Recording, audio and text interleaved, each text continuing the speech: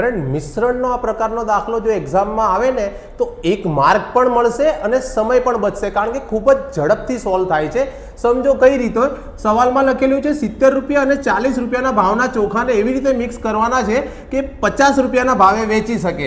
તો એ બંને ચોખા વચ્ચેનો આપણે ગુણોત્તર શોધવાનો છે.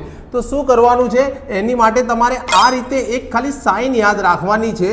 અહીંયા જે છે ને તમારે સસ્તી કિંમત લખવાની અને આ બાજુ મોંઘી કિંમત લખવાની અને વચ્ચે છે ને એવરેજ એટલે કે સરેરાશ કિંમત લખવાની. તો સસ્તી કિંમત કેટલી છે ચોખાની? 40 રૂપિયા. અને મોંઘી કિંમત કેટલી છે? 70 રૂપિયા. અને બંનેની સરેરાશ કેટલી થાય છે? 50 રૂપિયા. હવે શું કરવાનું? સીધી લાઈનમાં એટલે કે ક્રોસ લાઈનમાં એને તમારે માઇનસ કરવાના છે. 70 માંથી 50 જશે તો 20 અને 50 માંથી 40 જશે તો 10. હવે આ જે વધ્યો એ આપણો જવાબ, એટલે 20 અને 10 ની થશે 2:1. આ આપણો જવાબ છે. થઈ ગયો સહેલો જવાબ 2:1, ઓપ્શન નંબર 1. આવું સાચું અને ઝડપી ગણિત શીખવા પેજને ફોલો કરી દો.